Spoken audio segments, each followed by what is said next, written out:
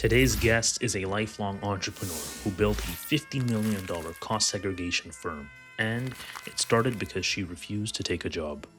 Why won't you come work for me? And I said, to be honest with you, I don't do well with authority. That was the God honest truth. And I said, and I don't like being told what to do. A serial entrepreneur who has to make everything make sense and won't take anyone's word for it, including AI's. If something doesn't make sense, I will usually ask more questions. Because to me, I have to make it make sense in my head. I don't just blindly take somebody's comments or advice or, especially like AI these days. Running 600 to 800 studies a month gives her a view of the market almost nobody else has, and she uses it to spot trends before they hit. We are the gymnasts that you watch in the Olympics that just, I can go out there and do that, because they make it look so easy and so flawless. But what they don't see is the falls and the practice and the broken bones and the skinned knees that have gotten you to that point. In this episode, we get into why cutting corners cost you far more than you save, and the hidden work behind every business that looks effortless. I came home and I just told my husband, I'm like, we have to buy a mobile home park. And he was literally, like, are you crazy? Kim Lochridge, welcome to Lead to Scale.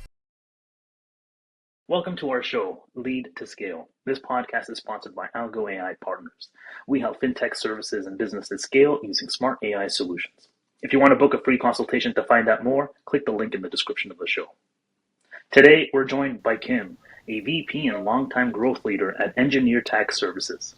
She spent over 16 years helping scale ETS into a national 100-plus person organization, blending engineering, tax expertise, and specialty incentives in a way a few firms can match. Thank you so much. We really appreciate your time here. Today, we're going to explore how she built a $50 million business and how she's now leveraging AI to solve her biggest growth bottleneck.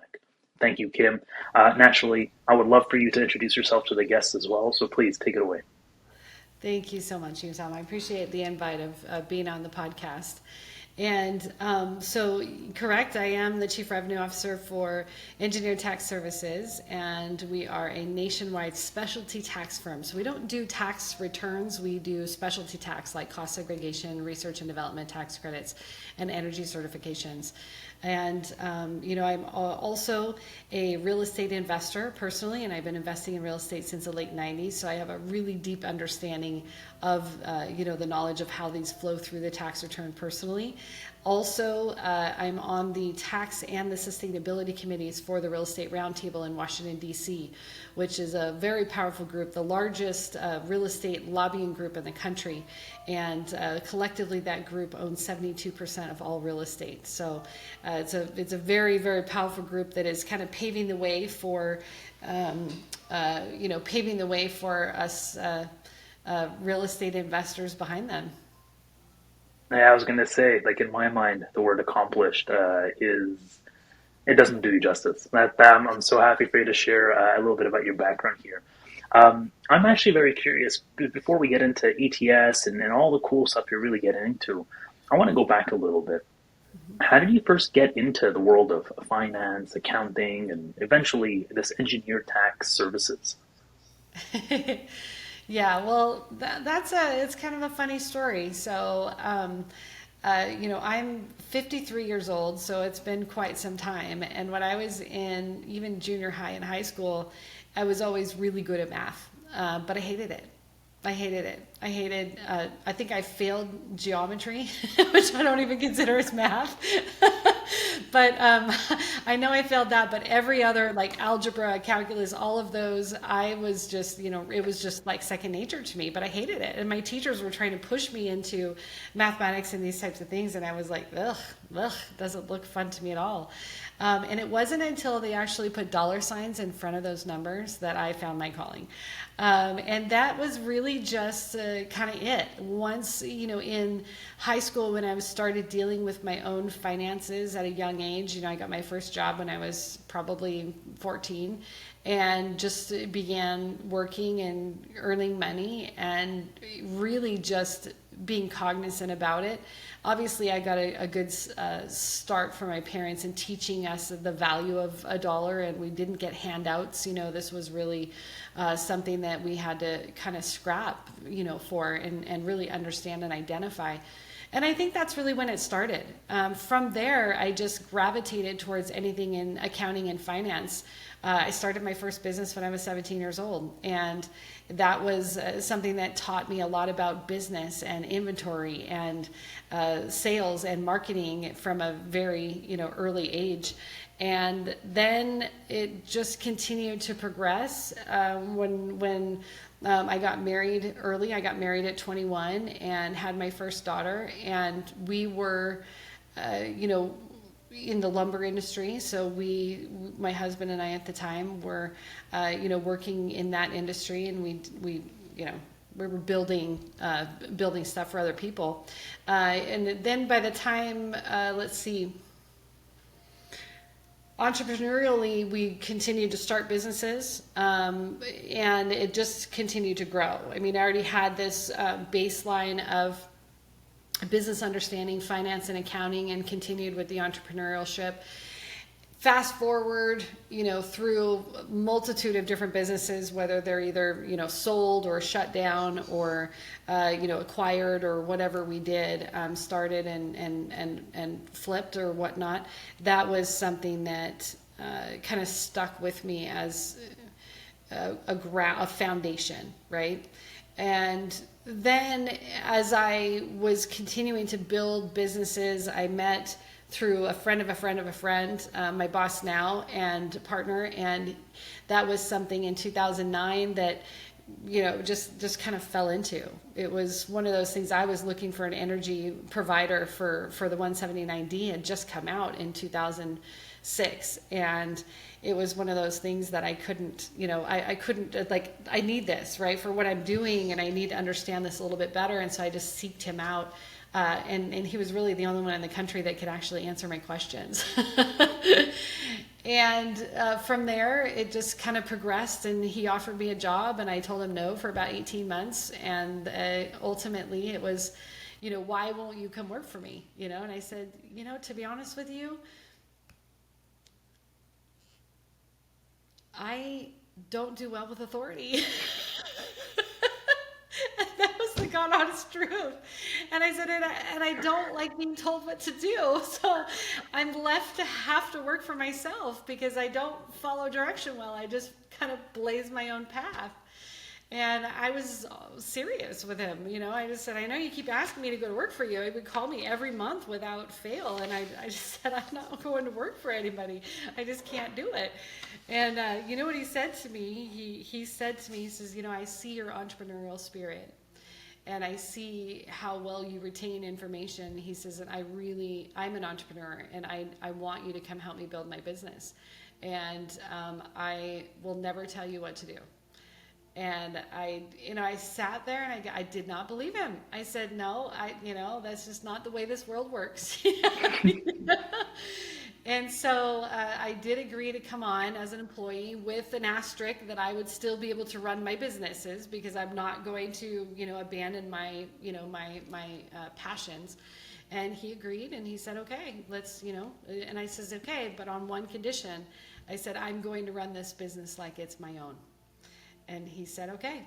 And so we've been together for almost 17 years now, and he's he's still the owner, founder, and sole owner, but I have a partnership interest in the business, and we've been building this into what it is today, and one of arguably the largest specialty tax firms in the country. That is a very cool story of how you get on into ETS and how you sort of blaze your way through, to use your own words, in terms of where you're at. Now, before we get into ETS, I want to sort of pick your brain a little bit on something you said earlier. Naturally, serial entrepreneur, by choice, by design, whatever it may be, by desire, naturally, serial entrepreneurs conflict with authority. Totally get that. Part of the passion of the entrepreneur piece is the problem solving piece. And you mentioned that numbers, clicked with you as soon as there's a dollar sign there. Mm-hmm. Of all the businesses that you've sort of ran, you mentioned a few. What I'm really curious about is that foundation piece you mentioned. Which of the businesses would you sort of go back to as your go-to that taught you something really fundamental that still stays with you today? I would say when we started a lumber brokerage office, where we were dealing with inventories, logistics, employees, it wasn't just he and I anymore. We actually really had to be like a real grown up business, right? It wasn't just the sole proprietorship. That was really the fundamentals that taught me how important systems and processes were, because you can only do so much, right, with yourself, and at some point in time you have to delegate and you have to incorporate. I mean, obviously back then we didn't have AI, and we do now, but even computers, everything was by hand. If it dates me, but we had Excel maybe, but and QuickBooks is about it. But it was systems and processes of setting up, and just grinding through putting together systems and processes, and that today still sticks with me. One of the unique things I think that I encompass is being a leader. A lot of times leaders are a visionary, right? The visionary, they can see what they want to accomplish, and then they bring other people to be the integrators.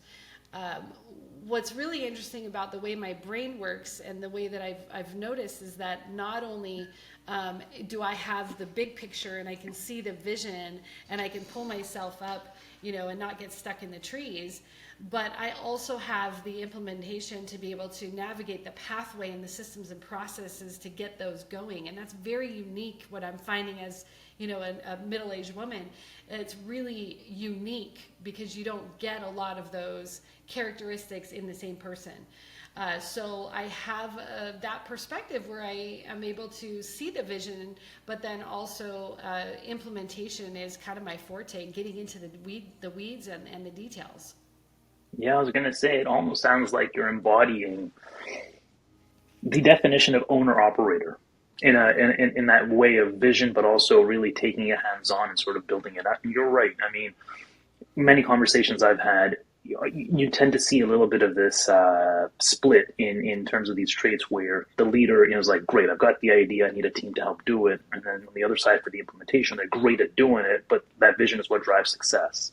And I was going to say that when we start to pinpoint on the processes and the systems along with the vision, you mentioned coming, now we're going to fast forward a little bit to ETS.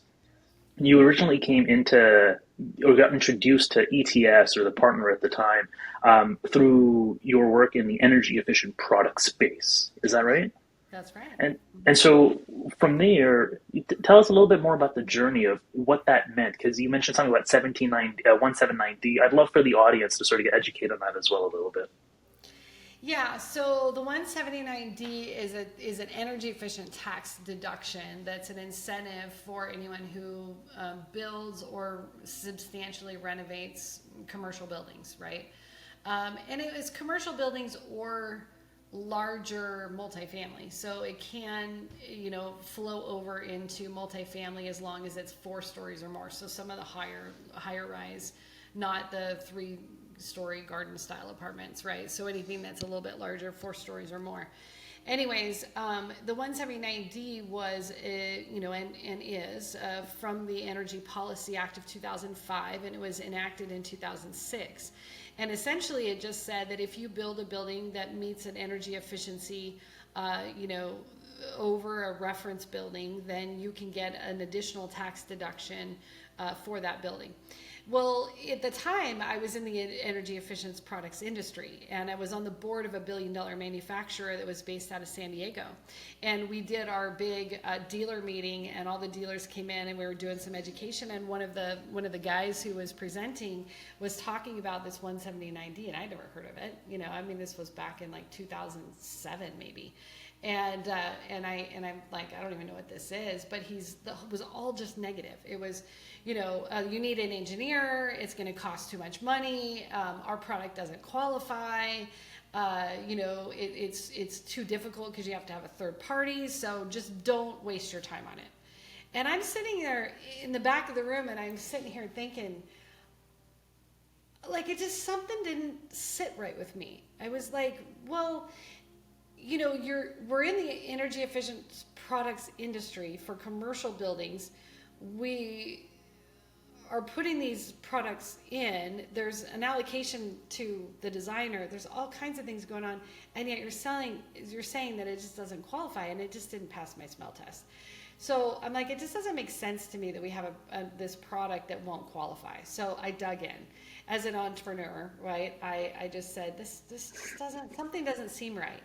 And so I started asking around. I had a lot of friends and clients who worked for Siemens and, a lot of those energy companies. And I started putting feelers out. And this was probably 2007, 2008. And I just said, does anyone know anything about this 179D? And they're like, oh, I think I know a guy. And then this guy would be like, okay, I said, put me in touch with them. I want to go to lunch with them. So I go to lunch with them and they go, well, I know a guy. I don't really know that much about it. I said, put me in touch with him. And I just kept going up until I found my boss now. And, we sat on the phone and I told him, I says, this just doesn't make sense to me. What's going on? And so I said, explain it to me. What is this? And how is it modeled? And what is it based on? And I'd ask him all kinds of questions and determined, in all of the back and forth phone calls between the engineers from the manufacturer and then, my boss, his name is Julio, what is it that doesn't qualify? Well, through that process, I determined that the manufacturer was modeling it based on the reduction of utility bills, not the utility usage, right? Like the kilowatt per hour, those types of things. And so I go, wait a minute, I think I'm on to something. So I just said, I'm in Salt Lake City and I'm in the snow and it's the middle of winter and this guy's in Florida. So I called, the manufacturer, the president of the manufacturer, and I said, send me 2 of your engineers out to Florida and I want them to go sit with these engineers and I want them to tell you guys that you're modeling it wrong and I think there's something here. Sure enough, we did. And ultimately, I just got in front of him and I just said, look, you guys need to speak your engineering language because I've determined that you guys are modeling it wrong and it probably needs to be reevaluated. So they did. They determined that I was correct. They were modeling it incorrectly. And so that ended up being kind of the beginning of my career at ETS because that's kind of what started the whole process. But the energy efficient, it's morphed quite a bit over the last 20 years, right? So it came out in 2006 and, it's been modified, it's been extended. It was temporary and then it came back permanent and then they did away with it in the last Tax Cuts and Jobs Act, which you still can file for it. You can still get this tax deduction if you build a new commercial building. But it's sunsetting, so the construction has to start before June 30th of 2026. And then, of course, you have until 27 to file the taxes, and then you also can go back and file amended returns. So we're going to be doing this for probably another 2 or 3 years. But that ultimately was kind of what catapulted me into the industry and started that love of specialty tax. That's really interesting. That's very interesting because I was going to say this naturally, like you said, very niche sort of hunt that you were on. And I just want to go back, play back the words you said. It's like you dug in when he said, I'm curious. When you say you dug in, is it the fact that he said we cannot do this that got your entrepreneur mind to be like, no, we can do this? I think it was more or less the fact that he was saying that we couldn't do it, but it was an energy efficient tax deduction and we had an energy efficient product. Those 2 things just did not mesh with me. There was something off. Like that doesn't make sense. Make it make sense to me. So it was really more my own desire to understand something that didn't make sense. I'm a very common sense type person, very lineal thinking, make it make sense, mathematic type, like prove it to me kind of person in numbers.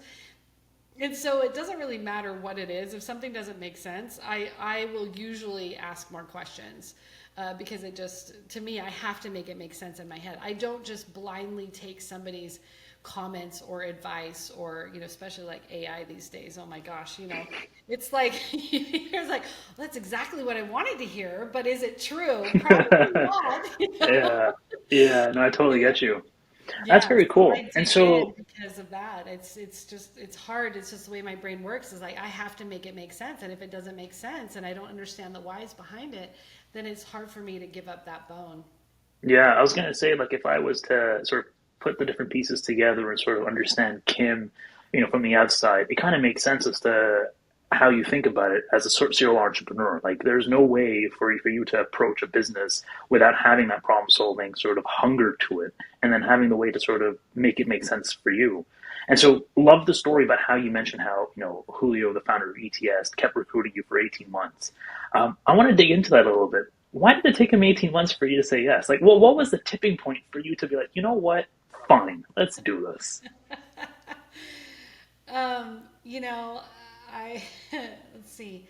I was a single mom. I ended up getting divorced in 2005.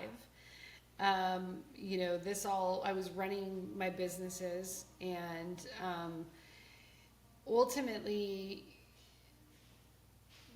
killing it. I was killing it in my business and things were going really well. And he's in Florida. I'm in Salt Lake City, or I was at the time, and to me, remote working wasn't an option. Really, we didn't have what we have today, obviously because of COVID. And so, and I didn't really know what it was all about. And he just kept, pursuing and pursuing. And I'm like, but I don't need a job. I don't need a job. I don't need a boss. I have, plenty. I'm making a name for myself in the industry that I'm in.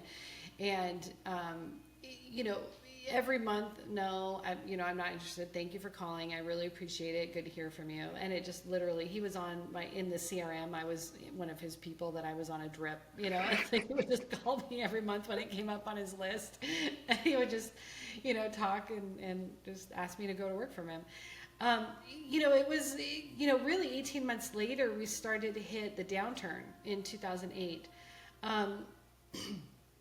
Some of my businesses were being impacted by that, but I started really learning more about his business, really. That was the bottom line, and understanding how I might be able to incorporate this. And to be honest with you, I already was introducing him. I was kind of a referral partner, so I was introducing him clients, and I was bringing in a lot of work.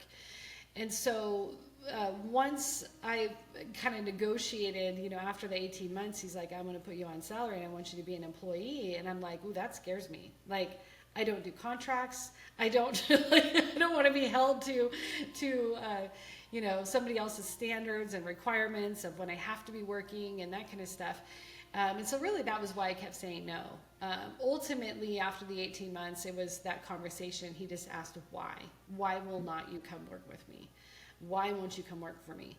I got to talk it out. I got to tell him what my concerns were and why I didn't want to do that. And he basically overcame that. So yeah, it took him a while, but I was bullheaded and stubborn. I mean, that's very powerful. It was really powerful. Yeah, I was gonna say it's very powerful. I mean, God gave me a little bit of goosebumps here. I mean, credit to both sides, right? Credit to Julio's persistence, and sure, CRM, the drip. I bet one of the longest sales cycles to close, Kim, but totally worth it on the ROI. Yeah, um, I'm sure he agrees. Persistence on his side, I think, goes a long way, and then also the ability to, as like a business owner, which I'm sure you relate to, appreciate as well, having that deeper conversation of what's in your way, and then overcoming that and making it work for both. And at the same time, and I'd like to pick a little bit, it sounds like beyond just the business and the downturn, there was almost a little bit of a personal motivator for you to throughout this journey. And I just want to hear the that piece there a little bit. What's your personal why? Because I heard some pieces of it, and I might be wrong, but I'm just going to pull on that thread a little bit. Your nodding tells me I'm on the right path here. There's something there. Yeah. I alluded to the fact that I was a single mom. So I had 3 children when I was divorced in 2005. And my youngest, I think, my youngest was 2.5 when we got divorced, and then about 7, and then probably 9 or 10. And I, I think really the whys were my kids. I have to say, we had a lot of struggles going through the divorce and their dad getting into drugs and mental illness. And, I felt like I needed to be a rock for my kids. One, two, I needed to show them how to take control of their lives. Three, not to rely on, a husband or a man. Not to create feminists, but just that I wanted to set an example of what I thought success looked like in powerful women. And I wanted to empower them to never fall into a situation where, they were in an abusive relationship, or they could or couldn't do certain things, and that it was truly a relationship based on a partnership. And I remained unmarried for 11 years while I was raising my kids. And, that, I think, ultimately I saw something, as I continued to, refer business to Julio. I saw something. I created a passion for myself, and I thought, man, I could do this. This is pretty easy for me, because I believe in it, right? And once you believe in something, it makes it that much easier. And I really wanted to also create a financial independence for me and my kids. At the time, there was no child support, there was no alimony. After being married for 15 years, it was a traumatic time, and it was one of those things that running my business was great, but I had multiple businesses, but I had them set up where I had employees that I didn't have to be there every single day. I can actually work from the office that I was already working from. And so why not, take on a little bit more responsibility and kind of backfill my business. So, so I did, and ultimately there was a lot of travel, and I told my kids, I said, I'm going to be traveling a lot. I'm going to need each of you guys to step up and, and help out. And these are the things that we need to work together on as a family. And I think it created so much unification between the four of us.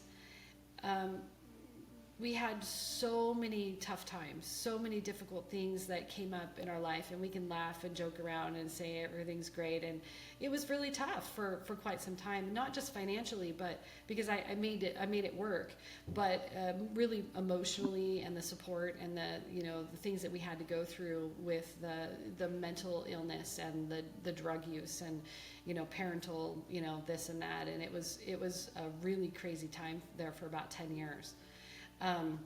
Ultimately he passed away, and so that was a whole nother level of dealing with emotions, and especially with the girls.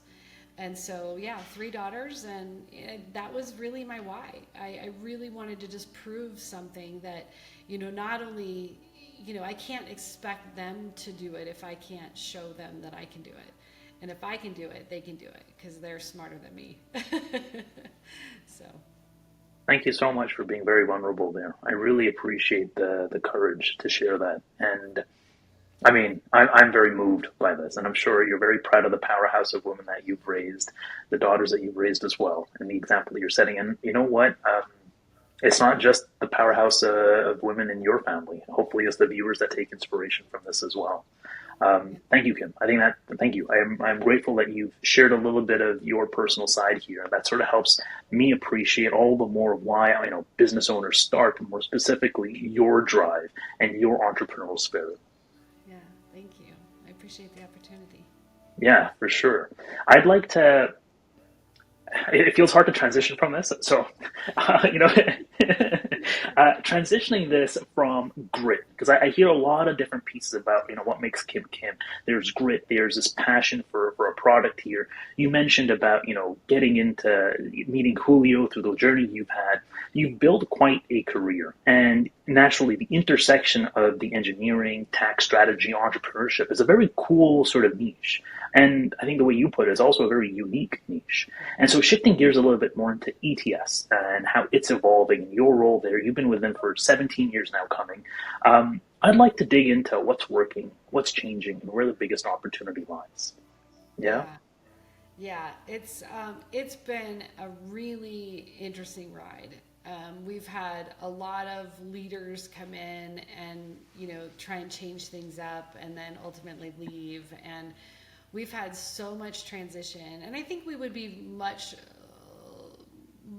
bigger of a company, you know, if I had stepped up and been at the helm earlier, no disrespect at all, but I do think that there were some things that happened that kind of set us back, and it was like, two steps forward, one step back, and I think that we've learned a lot, like all entrepreneurs do, and I can't say that I would have done it better, but I had some ideas along the way.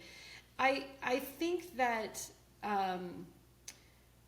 now that we're in a groove, I think we're in a really good groove. We've seen some fantastic growth. Obviously, the macros are not hurtful to that, right? We have some really good tax policies that have passed in our favor, and that's fantastic. And we've been influential in those. At the Real Estate Roundtable. So putting ourselves in the right place at the right time in front of the right people. But beyond that, as far as the business goes, I'm going to go back to the processes. There's a lot of people out there that want to throw a noodle and see if it sticks, and we've done that. For the 25 years that we've been in business, we've done that a lot, probably way more than we should have. And as we get bigger, we're starting to realize that, throwing a noodle is fine to brainstorm, but you've got to put some SOPs and some systems behind it if you want that noodle to stick. Otherwise, you're literally just creating a distraction. So, we talk about systems and processes. We talk about, the internal structure of how that's going to go in order to be successful, and then we put it through some testing and research before we launch. And ultimately, I think that has made the biggest difference. Being able to now use AI and some tools, technology, a process to be able to maintain that white glove service and the personal touch that we're so known for, but yet make sure that we have those processes in the back office, that it makes everything look seamless. Essentially, we are the gymnasts that you watch in the Olympics that just, I can go out there and do that, because they make it look so easy and so flawless. But what they don't see is the falls and the practice and the broken bones and the skinned knees that have gotten you to that point. And, you just can't do it without. You just can't. So that you can try to eliminate some of the skinned knees and the broken bones, right? Because you learn quickly, but ultimately it comes down to the process of how you get there, and making sure that once you have a process, it's really easy to duplicate that. Just like it's very easy to duplicate finances in a business. It doesn't matter what business you're doing. Is if you're structured correctly and you have your P&Ls and your books set up properly, and you have the people that can help you set the accounts up, and you keep the documentation, it's kind of just fix and rinse and repeat, right? So very, very similar is just the systems and processes. So I think that's ultimately what's gotten us on track to catapult us to the next level. That's exciting. I was just going to say, it reminds me of the old adage of measure twice, cut once, right? If you take the time to set it up in a way that's structured. I mean, I'm a consultant, management consultant, so to me, I think in buckets and frameworks. So people, process, systems makes a lot of sense. As soon as you take the time to set it up right, then you end up taking a little more time doing that, but then the speed and the acceleration you get just far outweighs it if you didn't do it that way. And it sounds like there's been quite an evolution for ATS over the last few years. I'm curious, if we were to, you mentioned that the processes is what's helping you set up for next. What's working particularly well inside the business at the moment? Did you just say what's working? What's working particularly well inside the business at the moment? Yeah, what's working particularly well? Well, about 2 years ago, we migrated to the EOS system, Entrepreneurial Operating System. So it kind of derived from that, book traction and whatnot. Really setting up the seats.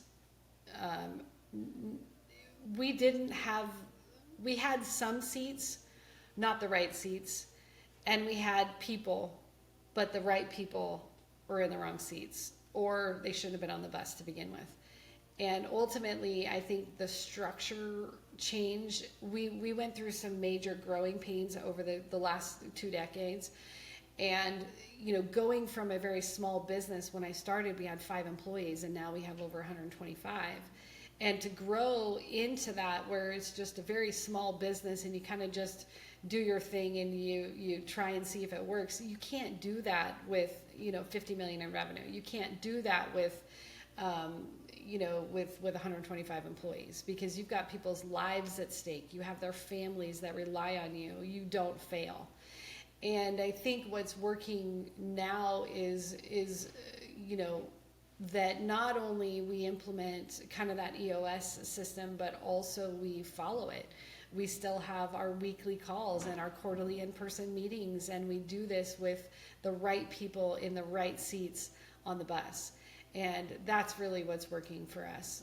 We're kind of a walking billboard for the EOS system, but it worked for us, and is very welcomed.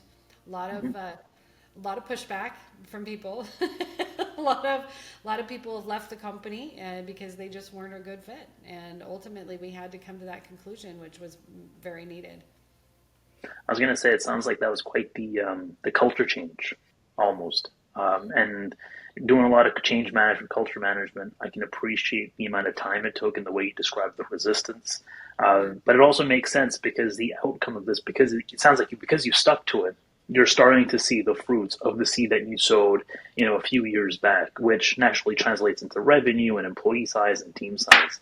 To get a little bit into numbers, what key metrics or milestones matter most to you right now? Well, I am a numbers person. I'm a CRO, right? So it has all to do with revenue. So mine would be different than, say our president or some of the other folks on our team. But personally, the KPIs and the metrics that we have, which we follow diligently, is what we didn't have before is the measurement on a shorter period of time. It wasn't just pulling a quarterly report, but it's looking at things weekly, seeing where the trajectories are and where the trends come from. Those KPIs are something that we track, obviously revenue, but we also track, how many projects are we writing? What are our closure ratios?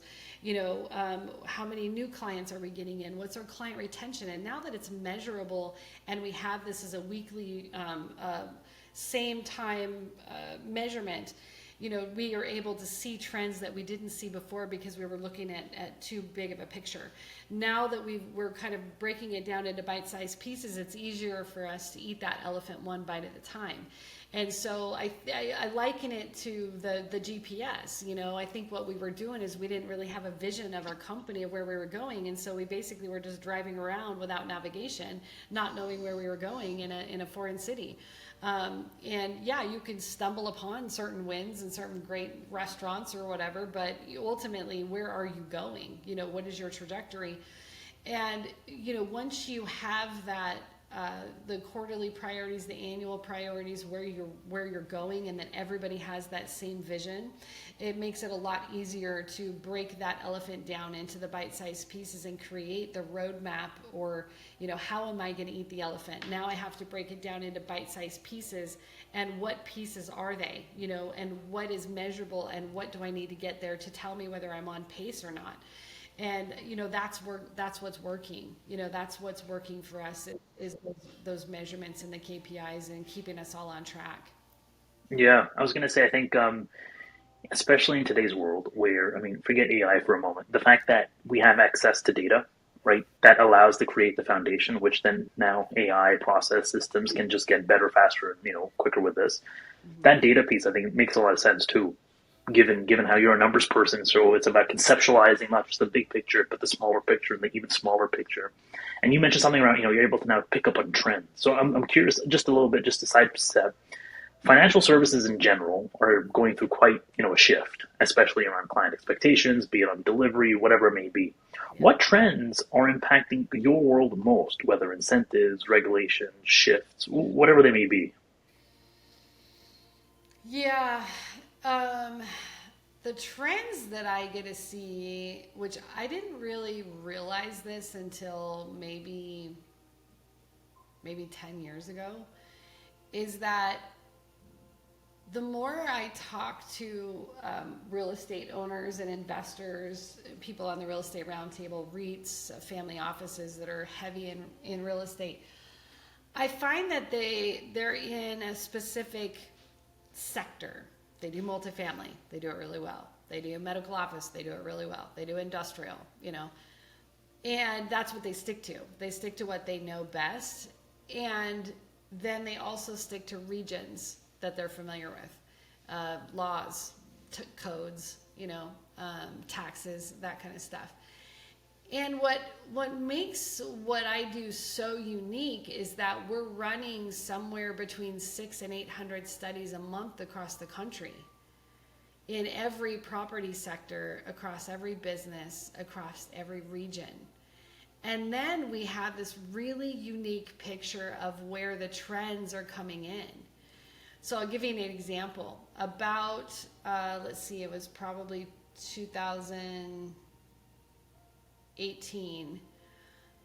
I had done a handful of cost seg studies on mobile home parks, for instance. And up to date, literally my career, right? And then all of a sudden I get like 5 across my desk in a short period of time, like in a quarter.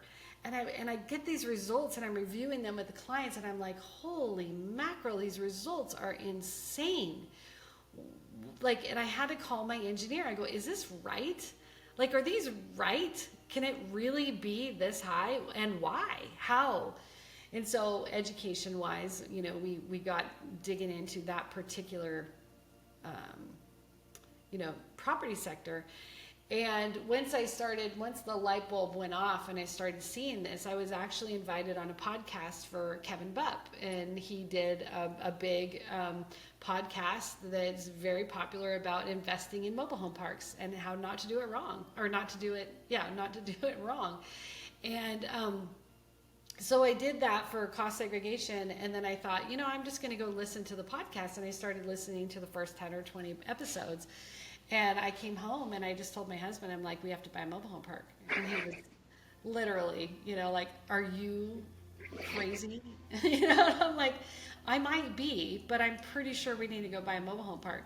So we did. We actually bought one in Tucson and before we ever moved there, and then bought another one a year later. Ran it ourselves, managed it ourselves, and ultimately, we were able to do very, very well. We sold them, one of them in 12 months and the other in 14 months, and made, a good 7 figures on each in just a very short period of time because, one, I saw the trends in a unique factor that most people didn't see. Some people in the market saw it, but, the norm didn't. And number 2, I saw the identifiers and I educated myself. So when we dug into that, ultimately we bought right. We did the right types of things while we had the ownership and that were valuable, and to drive that without spending too much money. And then ultimately had offers to sell them, and we did exit. So, these types of things is positions me in this really unique perspective to see the trends in real estate, but then also in tax. You can start to see, hey, if this is a bill that might or might not pass, we need to get prepared for this, because here's what the trends have been since, way back in the tangible property regulations in 2011 that were pretty revolutionary for our industry. Just little things like that. It really makes a big difference to be able to see those trends. Yeah, I mean, being at the intersection of not only data, right, like that we were talking about prior to, but also the different regions and the different sort of variables that come into play that ETS gets exposed to. I can only appreciate the wealth of information that you have. Now, naturally, having information isn't enough. Really, it's the so what or the insights that come out of it. And hearing your story, right, with the mobile homes, very fascinating. For the audience here, could you share 1 or 2 trends that you're seeing coming up that might, be relevant for the next year or so, or next few years? Yeah, in real estate specific, I'm seeing the gas stations and car washes. You ever wonder why there's a new car wash on every corner in every city of every state? um, Trend, and that's been going for a while. Gas stations. When was the last time you saw a new gas station go up? Prior to 3 years ago. And now you're starting to see new gas stations or totally renovated gas stations. And you're like, why? All of a sudden, why do we have so many new gas stations and car washes coming up? And it's because of some tax codes. Ultimately, the gas stations and car wash market is blowing up because in 2011, a law passed that basically said that asset class was a special asset class and be placed into a 15-year bucket rather than 39 years in like commercial property. And so that was extremely significant for real estate investors. If they were real estate investors and real estate professional status of filing. Where it really started to launch into mainstream was when we had in 2017 the Tax Cuts and Jobs Act passed, as we all know. But what it did was it brought in the expansion of the bonus depreciation and the increase to 100%. What that meant is that bonus depreciation applies to any asset class that's in a bucket of 20 years or less. So with the gas station car wash being a 15-year asset class instead of 39, what happened was you buy, a car wash or a gas station, say for every $1 million you spend. I mean, obviously let's pull out land because that's not depreciable, but let's say you spend 1.25 on the purchase price, you pull out 250 for land, that leaves you with $1 million of depreciable basis. You get $1 million tax deduction in year one. So, this has been a very powerful tax tool that we've started to see, which not only benefits certain real estate investors, but also, really follows the tax landscape of how do you use real estate to offset tax liability and strengthen your wealth portfolio. So that's one, car washes and gas stations. The other one I'm seeing is short-term rental market blew up as well, right? The short-term rental loophole came in, and every W-2 double income earners, in a family are now buying a short-term rental so they can offset their W-2's income, because there aren't very many write-offs that you can take if you have two W-2 income earners, right? So the short-term rental market came in, and now that has been very saturated with this, it's kind of played its course, and people aren't making as much money as they did before, when there weren't as many on the market. And so now I'm starting to see a trend that is really an uptick with converting or even just starting these residential assisted living homes, kind of like group homes for older people that don't want to go into an assisted living facility, but maybe they're not as needy, they don't have the memory care yet, they just want to live, and they can't live on their own anymore and don't want to, and they want someone to help facilitate the meals and cleaning and that kind of stuff. And so these are popping up all over. I think you would be shocked to know how many of these residential assisted living facilities there are around your neighborhood. And so I think that's one of the new trends, is kind of migrating from short-term rentals and converting these into, these residential assisted living, where people are, spending $5,000 and $10,000 a month for a bedroom. I mean, it's crazy. So it's working, and the laws aren't that strict. You don't really need to have special license with anything under 16 beds. So this is kind of another trend that I'm starting to see, that I work with a lot of residential assisted living groups and owners for those. So yeah, the trends are just there. People just don't even see. Thank you for sharing. That is very educational and very insightful. I learned something new about that. I didn't realize that the car wash and the gas stations were in a different asset class. Very fascinating. Yeah. Speaking of trends, but in a slightly different angle, what are some of the biggest challenges that you're facing in the industry right now? Like, what are some industry related the trends that you're seeing that's sort of impacting your business?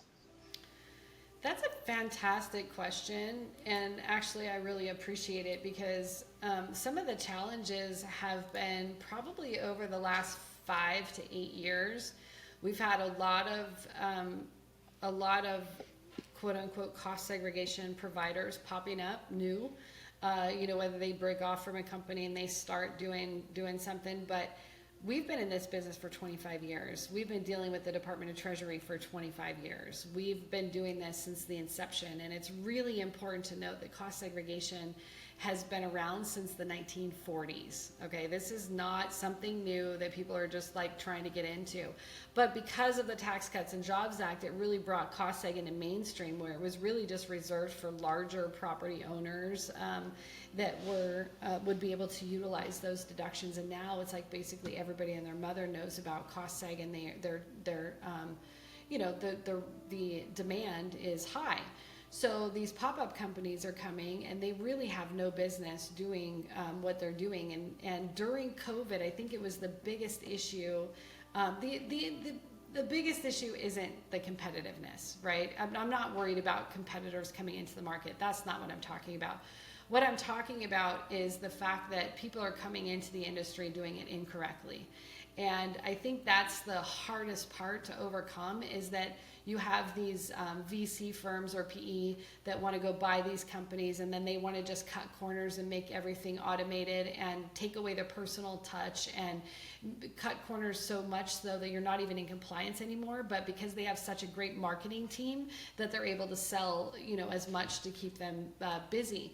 The problem is that the public is being misled. And we're trying to get the word out there as much as possible, because of the pioneers in cost segregation are still doing it right, but there's very few. There's just a handful. Most everyone else is, they're either not doing an in-person site visit because they're calling it a virtual site visit, which was only allowed during COVID because we couldn't travel. And now that COVID is over, the IRS is not allowing these virtual site visits. You have to have an in-person site visit by a qualified building professional. And so as you have these companies come in and they try and get smart, and they go, I'm just going to hire a local photographer, because during COVID, their business blew up, right? Because real estate was going gangbusters, and they had so much work, and they could just do virtual. They could work anywhere in the country without having to leave their desk. But the problem with that is that you are never going to get the benefits that you expect to get out of a cost segregation study. Because if you're not physically on site, how are you going to be able to determine how much lineal footage from that ceiling fan goes back to the breaker box?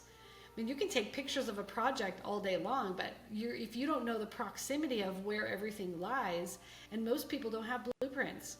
They bought a 20-year-old building. So how are you going to identify and tell me exactly how much lineal feet goes from this, to this point? You can send me a picture and I can see there's a ceiling fan, but in proximity to the breaker box, I have no idea where that's at from a picture. So they're cutting corners, and the public is being misled, and the cost segregation is being misrepresented. And so that's our biggest challenge, I think, is trying to overcome that. And they're trying to, come in and say, it's half the price and blah, blah, blah. It says this is the epitome of you get what you pay for. And, essentially when you do a cost seg study correctly, and you actually break down all of the mechanical, the electrical, and plumbing as it's designed to do, and you can document that with an engineer or a qualified building professional that's been on site and prove to the IRS that this is done correctly, your benefits are going to be twice as much. So I'll give you an example. If I said, hey, I'm going to estimate this is going to give you $100,000 tax deduction, right? And the cost to do this is going to be, say, $3,000 to do a study. And then you go find somebody who says, I'm going to be able to get this to you, and I'll get you a deduction of $50,000, and I'm going to do it for $1,500. This is the epitome of walking over dollars to pick up dimes. You literally just left $50,000 in deductions on the table for an extra $1,500 of fee that you saved yourself. And a lot of the public doesn't really run the numbers. They think a cost seg study is created equal, right? And so they're like, hey, I'm going to get a cost seg study for $1,500 when, somebody else is at $3,000. But you've got to ask yourself, like, what's the difference? Put your critical thinking cap on, kind of like when I did in the early years of finding out about 179D. This doesn't really make sense to me. How is it that someone can do that for half the price? But, ultimately what happens is they're going to lose on the benefit, and they're not even going to know it. They won't even know the difference. So that's our biggest challenge that we are facing in our community and in our industry right now. Fascinating. Allow me to play this back because I think there's a lot of important nuggets there. One, I heard naturally there's a lot of shops opening up. Now, competition aside, there's just more volume. So then, it makes it already challenging. And I think number two is the education of the folks who are consumers of this. For them, whatever, let's say 24 years behind, they had ETS there and there probably weren't that many. But you fast forward now, they've got so many that they don't really know which ones to pick, and they lack that, the insights that you mentioned. I also heard something around the lines of compliance and how that bends in with automation. Maybe not necessarily AI, maybe AI, but the approach of cutting cost or finding ways to do something more efficiently right now also puts compliance at risk. And alongside that, there's the educational material that, look, at the end of the day, there's a service, and what you get out of it are two separate things. Is that a fair sort of playback to that? It is, yeah, very well. Fascinating. And so now with this, like, I'm curious then, with, you mentioned automation, and we'll get into the processes and, what you're doing within your business as well momentarily. Where do you find that automation gets in the way of compliance? Well, I mean, let's just take the virtual site visits. They have an engineer sitting at their desk, and they tell the client to walk around their property and, show them the property. You can't take measurements, that's very difficult. It's very difficult to take counts, although it is time consuming. You could do it. You can run it through an AI model. That's fine. But one of the biggest issues is that, the IRS, you could walk through any building, put the address on it. How do you know you're at that property address? Right? If you physically didn't go as a third party and confirm that this is the property that I'm doing a study on, that this matches that address, that makes it very difficult. And so there are people that are literally cutting corners with that. And the other thing is that people are thinking, hey, let's just go ahead and run some numbers. We think these are the averages, and so this is what our typical property of this size and type will yield. And they literally just put numbers to it. It's called a software-based cost seg study. There's a lot of them out there, and people are building more software-based cost seg studies as we speak. The problem is, one, there's no site visit. Not even a virtual site visit. They're literally delivering this in the matter of 20 minutes after you plug in some information about your building, and it will never stand up in the event of an audit. In fact, the IRS is getting smart too, because they're starting to learn that there's the hack shops out there. What they're saying is, in the IDRs from the IRS, we have an IDR that says, not was there a site visit. The most recent terminology that the IRS is using now is, please provide us with the credentials of the person who did your site visit. Knowing that you yourself cannot do the site visit because, one, you're not third party, two, you're not a building professional. And, and not was there a study, right? But we want the credentials of the person, which indicates that there is a qualified building professional that needs to be on site. A photographer isn't going to cut the mustard. You can't prove that this floor was glued down to the floor versus a floating floor if you're not an engineer. Layman's people just aren't going to be able to determine that. right? So there's a lot to it that, because of AI is creeping in, it's causing the issue with compliance that is very clear. And this has been set for, decades of court cases and audits, that you really need to have a qualified building professional walk through that. And yeah, it costs a little bit extra money, but it Yeah. will yield much higher benefits on the backside because you had that site visit. Yeah, thank you for contextualizing that. Because to me, what I was trying to sort of appreciate is, if I was to put myself in the consumer's perspective, I, to me personally, not knowing much about this, I would never think compliance is at risk. But now I'm hearing compliance is at risk. The next question is, okay, how painful is that risk, or how big is the cost of that, being uncompliant? Yeah. And now hearing what IRS is also doing, it just helps contextualize this as to the fact that taking a shortcut, probably isn't worth it. Be it in terms of the benefit or even like the the cost that comes out of that after the fact. And you mentioned that, right now, that's the thing that's impacting the industry as a whole. And so if I was to take that lens and let's say ask, what is ETS doing to sort of navigate that sort of space? Yeah. We have incorporated a lot of AI in the back office, in our processes, our portals, our internal handoffs. Like when you go from sales, you sign a contract and you go to like a project coordinator who's helping you complete that project. Because our projects take 6 weeks. It's not overnight. You're not going to get it in 20 minutes. You're not going to get it in a week. There is a process, and we do have to go visit the site, so we have to coordinate that. So we really, one of our core values is that we want to be able to be white glove service to our clients. We want to be able to facilitate, I want them to have the peace of mind of knowing that they're going to get a job done well and a job done right, and that they will be in compliance. And the CPAs love that. The CPAs know there has to be a site visit. They will tell, the clients get caught up. In fact, some of the competitors that we're referring to have, tried to break into the CPA market. And the CPAs are like, are you kidding me? We know the rules. We're not going to touch this with a 10-foot pole. So what happened, because they weren't getting any traction with the CPAs, is they started going to mainstream, and they started going to YouTube and, the internet, Instagram and all those videos, and recording those to get business. And so they're deliberately going out there getting business from direct to the client, and the client doesn't know any better. Sure, I'll go ahead and sign up for this cost seg. That's great. They just educated me that anybody can qualify for the bonus depreciation. And then they go ahead and they're super proud of themselves, and they deliver it to their CPA, and the CPA looks at this and says, you just got ripped off. This is crap. This will never stand up in the event of an audit, but I'll go ahead and fill out your tax return. And until they get audited, they're not going to really know.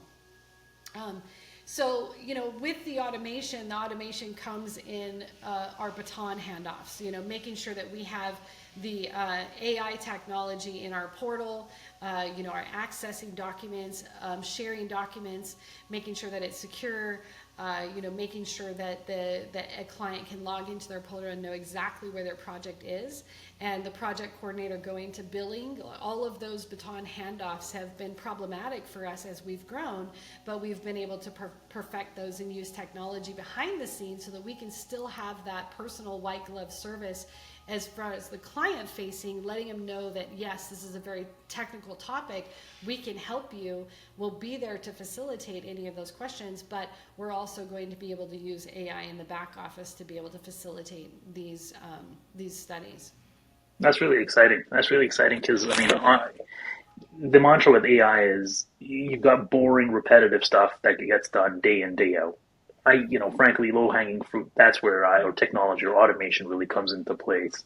And so I can appreciate how the back end, ends up taking the first sort of round of evolution in the tech stack or whatever have you, to be able to improve that while maintaining the service standard that, you've set yourself out to. Yeah. I'm curious then, if we now dig a little deeper, where do you find most bottlenecks in your current operation today? And this could Oh, be on the engineering side, tax interpretation, client education, the challenges of yeah. scaling the high touch service. That's a good question. We have, knowing our KPIs, they have morphed. We used to I'll give you an example. We used to have, we would deliver a contract and there would be like 20 days to sign. And we've gotten that down to an average of 2, right? Education was a big part of that. Automation was a big part of that. Making sure that our projects were going into the inbox and not a spam folder, right? Or contracts. So a lot of those have shortened, and our KPIs are getting, our bottlenecks are changing, right? As we morph and as we find new processes, we start to scale and we get better in one area, and then we start realizing that the bottleneck is in another area. So our current bottleneck, our biggest bottleneck is probably the coordination of the site visits. I would say that we need to get better at that, and we're actually going to be doing some things in the first quarter to really tighten that up. But on average, we're going to go from maybe 2 weeks to potentially just days. And that will be a huge benefit, because then we can shorten our turnaround time from 6 weeks. Our goal is to get down to 3-week turnaround time with doing the same quality of service. So those are big things that are changing and coming. And I think that's one of our biggest bottlenecks, because we've solidified pretty much everything else in our processes, from a client engagement initially, to the handoffs, to getting the project done, to the engineering, to the billing, to the 3115s, which is the form that you have to implement it if the project's already been in service, all the way back to getting the final payment from the client. So all of those things have been really streamlined. So I think just the site visits is where we're going to be focusing next, and making that better. We are not a fix and forget shop. We are not, hey, let's just sit back and collect. We are not going to be BlackBerry or Kodak. We're going to move with the process, and we're going to be on the cutting edge of making sure that our business is full of technology where needed and continue to grow. So, Yeah, I laugh because perfect comparison, right? Perfect comparison. It sounds like you've had quite the incredible journey so far. Really, thank you for taking the time to share this. I've got one final question, and we'll start to wrap up. okay. If you had a magical wand to fix one thing that's slowing you down, Oh, what would it be? automate my emails. Fantastic. Yeah, it would probably be my emails, because I'm on calls like this all day long. I record podcasts probably 3 or 4 a week. We do webinars, we do presentations, I do speaking engagements. I've spoken probably 30 or 40 times this year alone, on stage, and multiple different conferences, different types. And it's really hard for me to stay on top of my emails. I do actually have bodies in my inbox who are facilitating my inbox while I'm gone, but it's still not enough. We actually tried to incorporate AI email, and we did it on one account just as a test, and then we brought mine in, and essentially it broke the system, because on average, I'm getting 5 emails a minute all day long. So I think it has to be automated. There has to be some sort of reprieve there, because so many people have questions, and that comes down to the white glove service, where I don't want to have people wait an hour for a response. The white glove service means that we are responsive, and 24 hours is not okay with me. I want those faster. So faster, better, stronger, more accurate, and if we can, that will be our next a project, is to get AI in there, hopefully, and doing it right. And I've seen it done wrong, and it actually will lose clients. So we want to make sure that we're going to do it right, and that's my personal biggest bottleneck right now. That's very exciting. I have not heard that one, so thank you for sharing that. Thank you for having taking the time out of the day to have a very cool conversation from what, who Kim really is, and what got Kim into ETS, and then the journeys and the pieces that you're learning, and your passion around what you do with ETS really does come across, and I'm sure the audience would resonate with that. So thank you, Kim, once again. Your journey from lifelong entrepreneur to the chief revenue officer really mirrors, today's theme, today's conversation, which is really scaling without losing the human touch. And I can see that how white glove service is sort of very core to a core tenet of yours. From your entry into the energy efficient incentives to leading a national specialty tax engineering team, really fascinating to see how you're living your purpose and how that gives people the drive or the satisfaction of success. That's awesome. Thank you so much. Any last words from your side?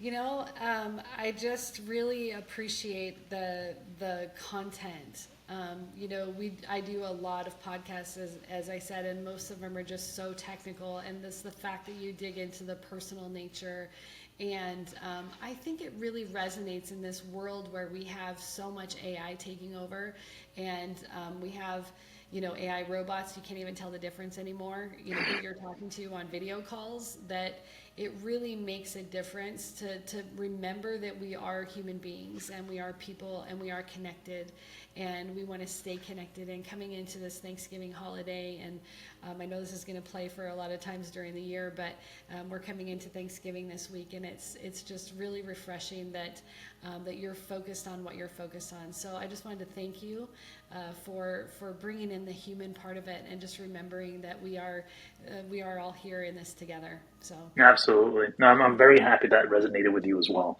And the importance, and just to get a little bit behind the scenes for folks as well, is the importance of the human part is that's what we are first and foremost. And it's very easy to lose sight of that. So this is part of that, bringing that to light. Thank you once again, Kim. I really appreciate your time. great. That brings us to the end of this episode. This podcast is sponsored by Algo AI Partners. We help fintech services and businesses scale using smart AI solutions. If you want to book a free consultation to find out more, click the link in the show description. Thank you so much.